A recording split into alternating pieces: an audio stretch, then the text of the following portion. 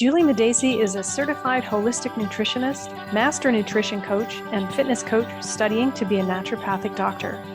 In recognition of her work, she was knighted into the Hospitaller Order of the Knights of St. Lazarus and the Sacred Medical Order of the Knights of Hope. Whether working with clients or inspiring audiences with her blog, newsletter, and podcast, Julie is on a mission to help women over 40 feel great in their bodies.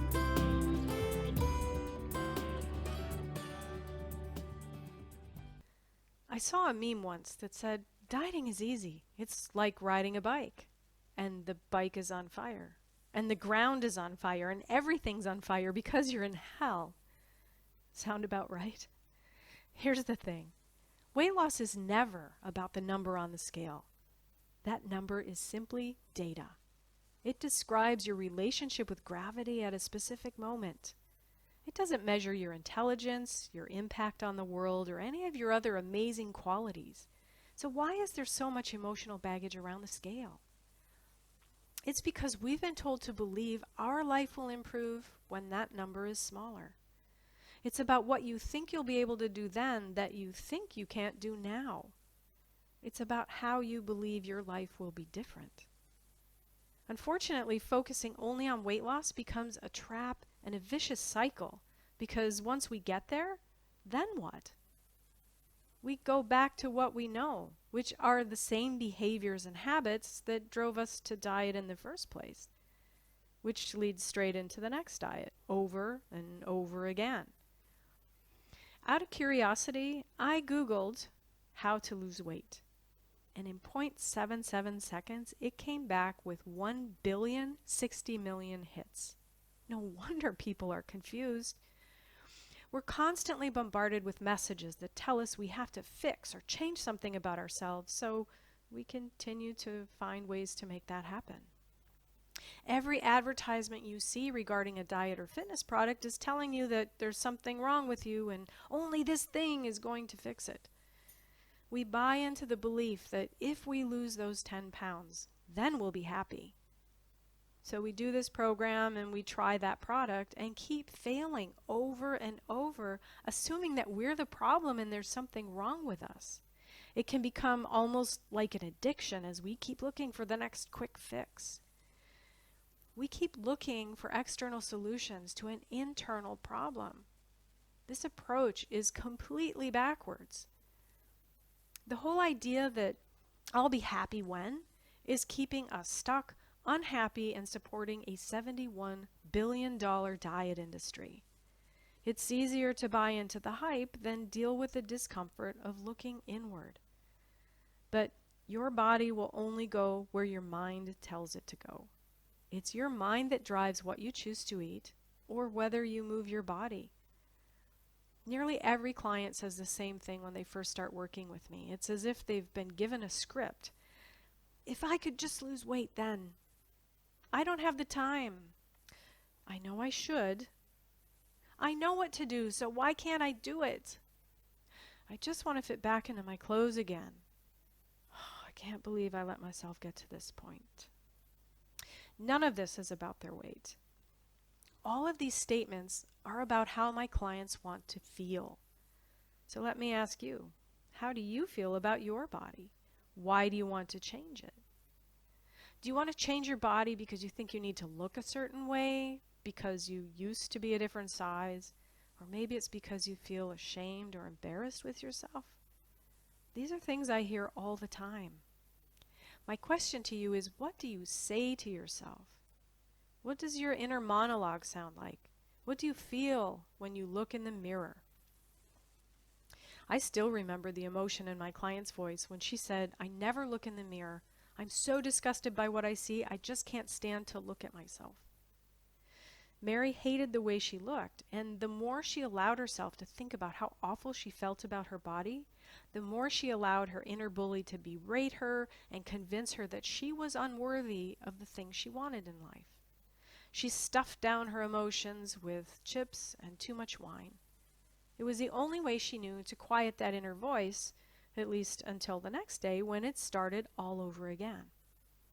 And whenever she wasn't eating to avoid those feelings, She avoided them by putting all her energy into caring for her disabled son. Noble, yes? But she did it because she didn't feel worthy of looking after herself and couldn't accept the idea that self-care isn't selfish.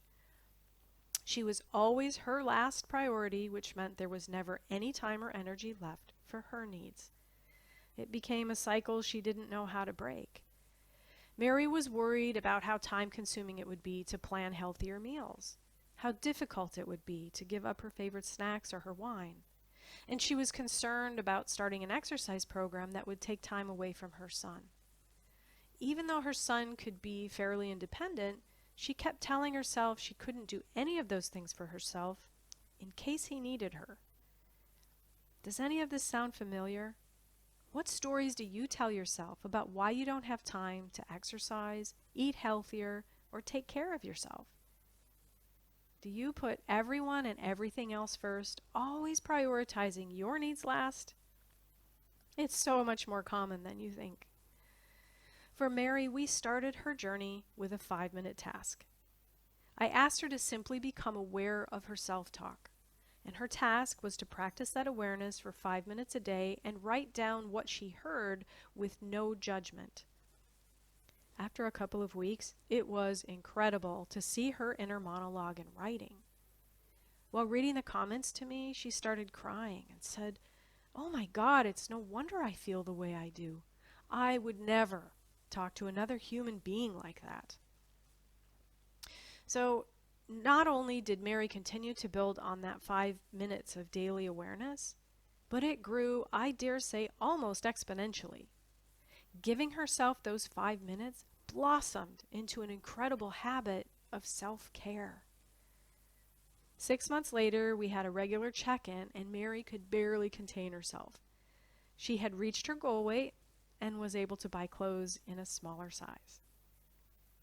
A year later, she still loves eating a healthier diet and exercising regularly. And she still enjoys an occasional snack or a glass of wine. She has completely changed her relationship with food and her body, and she has found more energy to care for her son by prioritizing her needs. And now she loves looking in the mirror at the person she sees there. Something else really amazing happened when Mary prioritized herself. Her son went from fighting tooth and nail about doing his physiotherapy to asking Mary if they could exercise together. And after she let go of her need to do everything, he has also started becoming more independent and is helping around the house. He told me that he really likes how happy his mom is now and wants to be like her. So, why should that matter to you, and what does that have to do with your weight loss? Well, everything. All of this happened for Mary not because we started out by focusing on diet and exercise. This all happened because we focused on the idea of self-acceptance. When we got that right, the rest happened almost naturally. What is self-acceptance anyway, and how do we get it? Contrary to what many people believe, self-acceptance isn't a gift given only to those who are confident, nor is it something that's out there on what I call the woo-woo spectrum. Self-acceptance is the ability to see ourselves exactly as we are, without judgment. It requires vulnerability, and it means letting go of many of the expectations we have of ourselves. Self-acceptance is something we have to work at. Even the most confident person you know still deals with self-doubt, self-criticism, and hidden fears. There are labels we carry, memories, experiences, trauma, and other influences that can interfere with our ability to accept who we are. Self-acceptance requires an ability to open our eyes to parts of ourselves that we may not like very much and learn to be okay with them. Self-acceptance begins with our thoughts. The research shows that we have somewhere between 50,000 and 70,000 thoughts a day, and most of those are the same from one day to the next. And not only do we repeat our thoughts from day to day, but I've heard that as much as 90% of those In any event, a large percentage are negative thoughts about ourselves. That's a lot of negative self-talk. Don't believe everything you think. Our brains are always listening to our thoughts and taking in what we say to ourselves. It's the brain's job to protect us and to make sure that our reality matches what we see in our mind's eye. So when you continually tell yourself things like, I'm fat, I'm stupid, I'm never going to be able to do this, it's too hard, I'm no good, your brain will set out to make sure you're right. Your brain will help you be unable to resist those cookies and ice cream or the bags of chips and takeout food that you feel like you have no control over, because that's what you've told it time and time again. Your brain will help convince you that it is, in fact, too hard to get up and exercise because the bed is too comfortable, or that you can do it tomorrow. Every time you take one of those actions, you reinforce the belief and prove yourself right. It's how we become entrenched in self-destructive behaviors, and why long-term weight loss will always be difficult, if not impossible, if we don't find a way to change those thought patterns. Be very, very careful about what follows the words, I am. We have a narrow window of opportunity during which we can act before our brain steps in and allows those limiting thoughts and fears to take over. And then the stories we tell ourselves about why we can't or don't want to do something that's uncomfortable allow us to stay within our comfort zone. We have to retrain our brains by thinking and acting differently. And while it's true that we can't always control our thoughts, we can control our responses to our thoughts. We can practice responding differently. We can reflect on a thought pattern, an action, or a behavior that we're not very happy with, and plan on how we'll deal with it differently next time. It does take practice. But the more often we bring those things into our awareness, the easier it will be to change them. That takes work. But let's face it, if all this internal berating was helpful or useful, we'd already have reached our goals, and we wouldn't be constantly battling with our weight or fitness or health in the first place. We wouldn't have that guilt that we carry with us all over. Coming to terms with our reality and learning self-acceptance means looking at and treating ourselves the same way we would a small child, by being kind and compassionate and finding a way to make it okay. We need to take a step back and remember that everything can be learned if we're willing to be open to learning. The ultimate goal here is self-love, but there are a lot of steps we need to take before we get there. Do you know what words come up when you look up self-love in the thesaurus? Conceit, narcissism, vanity, egocentricity, pridefulness. And when I looked up self-acceptance in the thesaurus, it came back with, did you mean self-importance? With negative associations like that, it's no wonder that so many of us struggle to make self-acceptance a priority. Now, when you look up just the word acceptance on its own, oh, you see a very different picture. Belief in the goodness of something, acknowledgement, recognition, receiving, affirmation. How would it feel if you could embody those feelings about yourself? The idea of self-love is pretty trendy right now, but the basic premise is still that there's something wrong with you and you need external help to fix it. You just don't love yourself enough. That's the problem. That's why you can't lose weight. Do you get frustrated because nobody tells you how to love yourself, or even how to know when it's enough? We want to know what steps to follow. Just tell me what to do and I'll do that. But it's not that simple. So I think that the idea of self-love is too big a leap for most people. I like the idea of self-acceptance because it means acknowledging what is. It's like programming the starting point of a journey into our GPS.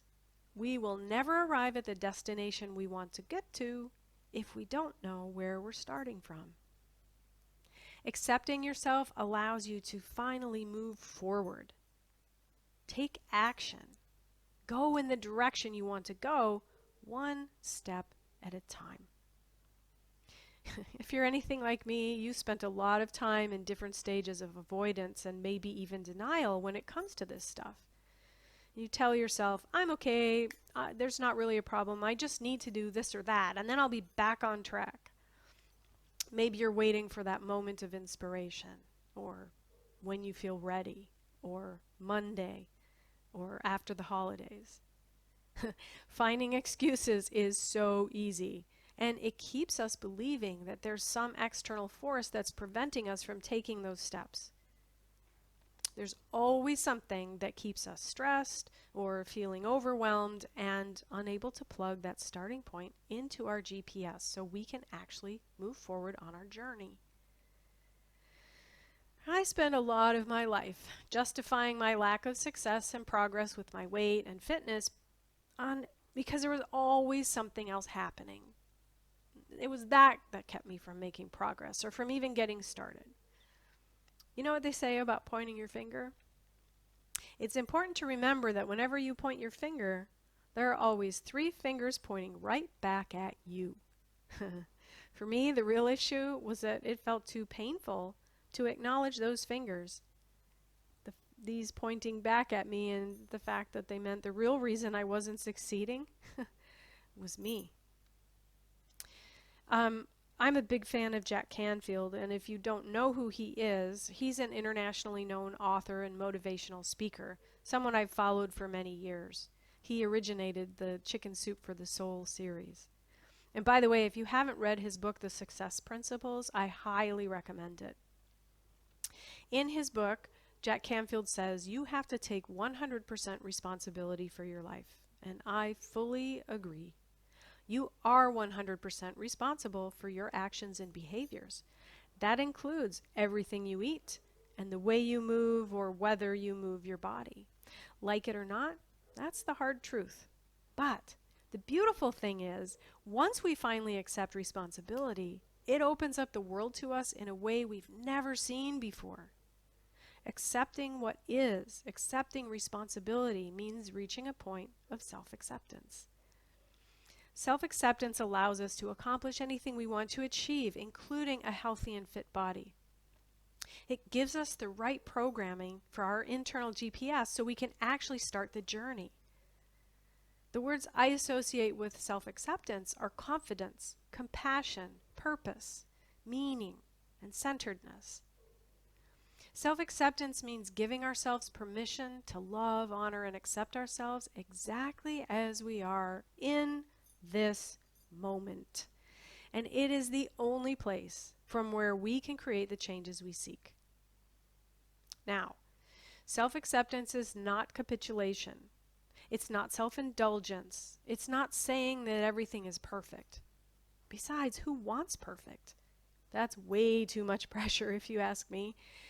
Self-acceptance underlies every facet of our lives. If we don't accept who we are, what we're capable of, and our own limitations, we won't ever be fully present and able to really experience our lives. Because we'll never feel good enough or ready to pursue our goals. Self-acceptance underlies the relationships we have, the work we do, and our purpose and meaning in life. Self-acceptance determines how we choose to show up in the world. And how we show up in the world has a profound effect on those around us, as you saw in Mary's case. Sure, you can go through the motions of always prioritizing others' needs, working yourself until you've burned out, or on the opposite end of the spectrum, even eating a perfect diet and exercising like a fitness model. But not only are those things not sustainable in real life, they're unhealthy.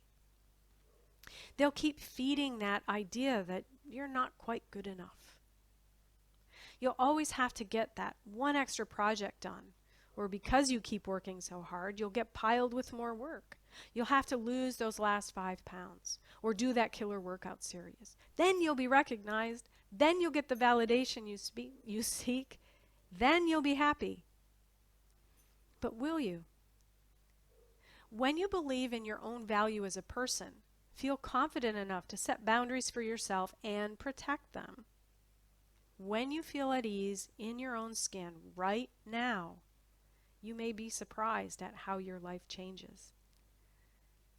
A healthy weight and a fit body will only happen once we've decided to embrace the discomfort of looking inward, acknowledging and appreciating our imperfections, feeling joy at the discovery of how freeing it is to feel perfectly imperfect. There's a powerful exercise that you can do to begin the process. It's called mirror work. Now, don't shy away. It's simple. For 30 days in a row, and they have to be in a row. If you miss a day, you have to start over. Stand in front of a full-length mirror, either naked or in your underwear. And by the way, I do recommend that you have some privacy when you do this. I also need to warn you that the first time, or even the first several times you do this, you may notice it feels awkward or difficult or even emotional. But do it anyway. So, start by looking at yourself from head to toe, and then say out loud positive things about yourself. If there's a body part you're not happy with, put your hand on it and tell it about all of the amazing and positive things it does for you. Thank you, legs, for being strong and carrying my body around and allowing me to play with my grandkids and my dog. Talk about your qualities and accomplishments. Talk about why people love you. Do this for 2 to 3 minutes and then look yourself in the eye, say your name, and then say, I love you. Hold your gaze for a long moment, and then you're done. A deep breath helps. For years, I battled with low self-esteem. I hated my body. I had very little confidence, and I definitely didn't feel lovable. One day, after I heard about this exercise in a workshop by Jack Canfield, I decided to try it. Oh, I still remember that first day, standing in my underwear in front of the mirror, staring at myself. I think I stood there for nearly 10 minutes, unable to come up with a single positive thing to say. I cried. Hard. I felt frustrated. I nearly quit because I felt stupid standing there sobbing in my own bedroom. But I had made a promise to myself that I was going to do this no matter what. So I took a deep breath and started with easier stuff like the color of my eyes, the fact that I had gone to work that day, and other superficial things. At the end of my first session, I dropped to the floor and bawled as soon as I said, Julie, I love you. The next day I cried too, but not as much. And the day after that, it got a little easier. And you know what? After a couple of weeks, I started looking forward to my mirror work. I started complimenting myself about deeper things than the color of my eyes. I actually started noticing positive things about myself that I had refused to believe before. After 30 days, I felt so different. I was different. I realized that I liked myself regardless of what my body looked like. And during that practice, without even noticing, I had actually started to take better care of myself. I was eating better. I was exercising more consistently. I wanted to do those things because I had finally decided that I was worthy of them. 30 days in a mirror was all it took. I challenge you to try this for yourself. When you accept the way you are right now, you are so much more likely to take care of yourself and do the things that make you happy and healthy. Accepting yourself doesn't mean you don't want to make changes, but it means you'll make them from a place of love, which makes the process much, much easier. Just like we like to do things for our loved ones simply because we love them and they're important to us, we deserve to do good things for ourselves. Doing this mirror work is a really big step forward in building that relationship with yourself. So, if you're ready to ride your bike out of that dieting hell I mentioned earlier, self-acceptance is the path that will take you where you want to go. Thank you for your time today. If you would like more information on how to work with Julie, you are invited to book a free 30-minute coaching call. Just go to www.evexiahealth.com. That's www.evexiahealth.com